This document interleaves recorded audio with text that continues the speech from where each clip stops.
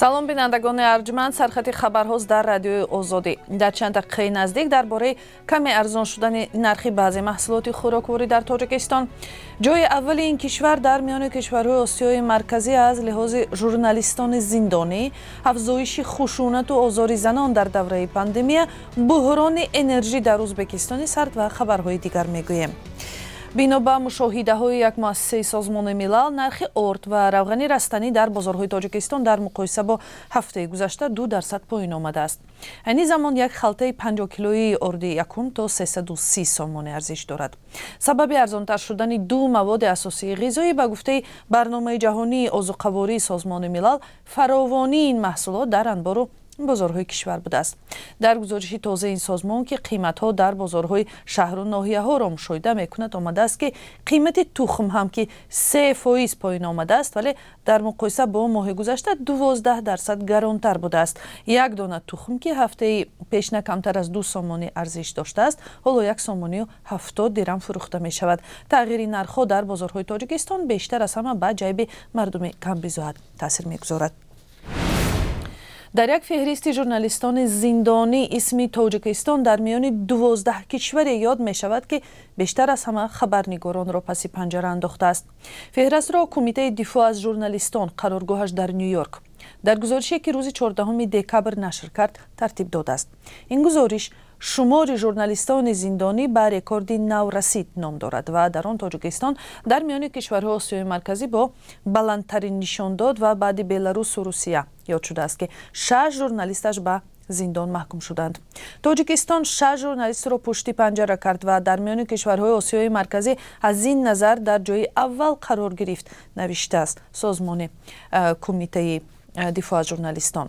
бино ба ин гузориш ҳамаи онҳо пушти дарҳои баста дар боздоштгоҳҳо, на дар дохили толорҳои додгоҳ, муҳокима ва дар пайи шиканҷа ба муҳлатҳои тӯлонии зиндон маҳкум шуданд. Далери Имомалӣ, Абдулло Ғурбатӣ, Завқибеки Саидаминӣ, Улфатхони Мамадшоева, Муҳаммади Султон, Хушрӯз Ҷумаев аз ҷумлаи хабарнигорону блогероне ҳастанд ки дар муддати 1 сол дар Тоҷикистон ба зиндон маҳкум шуданд.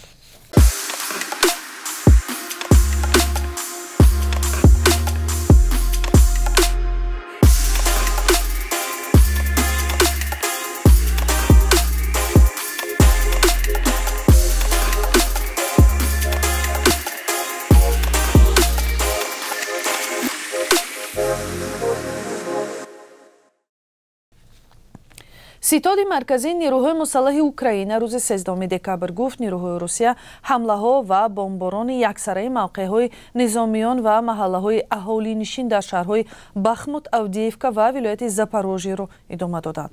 дар байёнияи ин ситод омадааст нирӯҳои Русия ба вилоятҳои Харьков, Донецк ва Запорожье аз ҷумла 14 мушак заданд ва ҳадафи сетои он иншооти ғайринизомӣ будааст. айни замон Созмони Милали Муттаҳид гуфт ки аз замони оғози ҳамлаи Русия ба Украина дар моҳи феврали имсол то кунун беш аз 6700 ғайринизомӣ кушта ва 10600 нафари дигар маҷрӯҳ шудааст. нирӯҳои Русия дар ҳафтаҳои гузашта бо истифода аз дрон ва мушакҳо ба шабакаҳои барқии Украина зарба зада миллионҳо нафарро бе обу барқ ва гармӣ гузоштанд. бино ба гузориши бахши ӯзбекии радиои Озодӣ, Ӯзбекистон дар ҳолати буҳрони энержӣ қарор дорад. бо расидани сармову барф дар бисёре аз гӯшаҳои кишвар гази корхонаҳоро қатъ карданд то аҳолиро таъмин намоянд. бинобар ин корхонаҳои зиёде ё ба кор бо ангиш гузаштанд ё бекор монданд. айни замон шикоятҳо аз шаҳру ноҳияҳо аз ҷумла дар Самарқанд зиёд аст ки хонаҳои мардум газ надорад ва нирӯи барқ ҳам номураттаб дода мешавад. ба навиштаи радиои Озодлик буҳрони энержӣ мояи норизоиятӣ бештар мешавад. масалан рӯзи 7 декабр дар корхонаи истеҳсоли гипси Фарғона коргарон бо талаби таъмини газ ва аз сар гирифтани кор эътироз карданд. дар ноҳияи Янги Юли вилояти Тошканд ҳам гурӯҳи занон бо талаби таъмини газ ба хиёбонҳо баромаданд. дар шаҳри Филаделфия, Амрико, як ҷавони тоҷике зиндагӣ мекунад ки бо ёрии падараш ҳунари пилоти ҳавопайморо меомӯзад. Аҳмадҷон Абдуқаюмов 17 сол дорад ва ҳанӯз 4-5 сол пеш ба омӯзиши ҳунари рондани ҳавопаймо машғул шудааст. аҳмадҷон мегӯяд орзуҳои баландпарвози ӯ ба зудӣ ба воқеият табдил мешаванд ва ӯ баъди хатми мактаби ҳавонавардӣ метавонад пилоти касбӣ дар амрико шавад. Саргузашти Аҳмадҷон Абдуқаимовро 4 соат баъд дар барномаи Ахбори Озодӣ тақдим мекунем. ва ҳоло қурби асъор Бонки Миллии Тоҷикистон қурби 1000 рубли русиро барои имрӯз 14 декабр 158 сомонӣ, қурби $1 амрикоиро 10 сомонию 20 дирам ва 1 евроро 10 сомонию 76 дирам муқаррар кардааст. қурби пули хориҷӣ дар бонкҳои тиҷоратӣ метавонад фарқ кунад. ин буд сархати хабарҳои муҳими соат. Баъди 4 соат дар Ахбори Озодӣ вом мехӯрем. То баъд.